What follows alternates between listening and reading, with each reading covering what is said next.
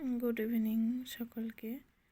আজকে আবার চলে এসেছি একটা নতুন ভিডিও নিয়ে তোমাদের সামনে বাংলা বিষয়ক চ্যানেলে। আগের ভিডিওতে আমরা শেষ করেছিলাম কর্তচারী ভুজঙ্গ ভাসিয়া বুলে জলে, নাহি জানি জলস্থল কলিঙ্গ মণ্ডলে, এই পর্যন্ত। ভিডিওটি যদি দেখা না হয়ে থাকে তো এই চ্যানেলে গিয়ে ভিডিওটি দেখে নিতে পারো। আজকে আমরা শুরু করব তার পরের অংশ থেকে। নিরবধি 7 দিন বৃষ্টি নিরন্তর।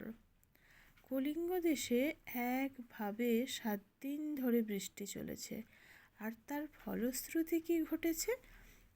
আছুক শস্যের কার্য, হেজা গেল ঘর।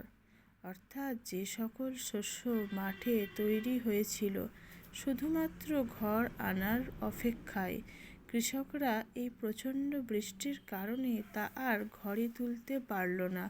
মাঠের ফসল হেজে গেল। মেঝেতে পড়ে শিল বিদারিয়া চাল। শুধু কি তাই? শুধু কি বৃষ্টিতে ক্ষতি হয়েছে শস্যের? তাই নয়, সাথে সাথে ঘর বাড়ি প্রভূত ক্ষতির সম্মুখীন হয়েছে। মেঝেতে যে শিল পড়ে সেগুলো একদম বাড়ির চালকে ক্ষতিগ্রস্ত করেছে। তাকে তুলনা করছেন আমাদের কবি মুকুন্দ চক্রবর্তী। ভাদ্রপদ মাসে যেন পড়ে থাকা তাল।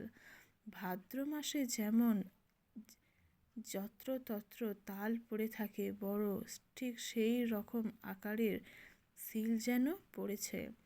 চণ্ডীর আদেশ পান বীর হনুমান, মঠ অট্টালিকা ভাঙ্গি করে খান খান। এতক্ষণ পর্যন্ত আমরা দেখলাম কবিতাটা শুরু থেকে শেষ পর্যন্ত যে প্রচণ্ড বৃষ্টি, প্রচণ্ড ঝড়, এক নাগাড়ে বজ্র পড়ে যাচ্ছে, শিল পড়ে যাচ্ছে। এই যে পুরো ব্যাপারটা ঘটছে, এটা কে ঘটাচ্ছে? না, দেবী চণ্ডী।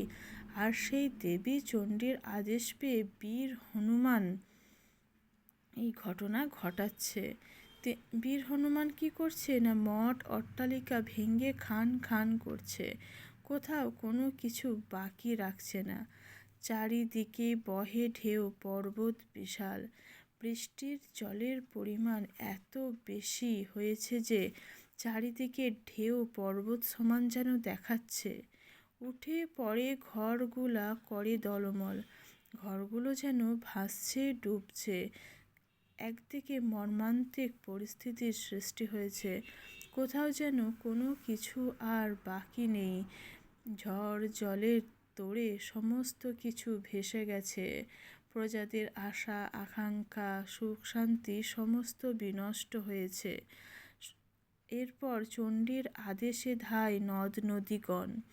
শুধুমাত্র যে চণ্ডীর আদেশ বীর হনুমান পালন করেছে তা নয়, চণ্ডীর আদেশে নদ নদীগণও তাদের জলের পরিমাণ বাড়িয়ে দিয়ে সমস্ত কিছু ভাসিয়ে দিয়েছে।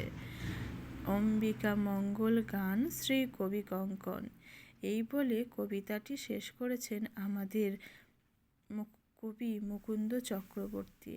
দেখো, কবিতার শেষ লাইনে একটা শব্দ আছে অম্বিকা মঙ্গল। আমরা তো জানি চণ্ডী মঙ্গল লিখেছিলেন মুকুন্দ চক্রবর্তী, তাহলে এখানে অম্বিকা মঙ্গল কেন বলছে? না, চণ্ডীমঙ্গল কাব্যেরই আর এক নাম অম্বিকা মঙ্গল। তোমরা লাইনটিকে দাগ দিয়ে নাও, কারণ যদি 1 নম্বরের প্রশ্ন আসে যে চণ্ডীমঙ্গল কাব্যের আরেক নাম কি, তখন আমরা উত্তরটা দিতে পারবো খুব সহজেই, যে অম্বিকা মঙ্গল। আজকে কবিতাটি শেষ হলো। 3টে পার্টে ভাগ করে আমি কবিতাটি আপলোড করেছি। তোমাদের যদি ভালো লেগে থাকে 3টে ভিডিও দেখতে পারো।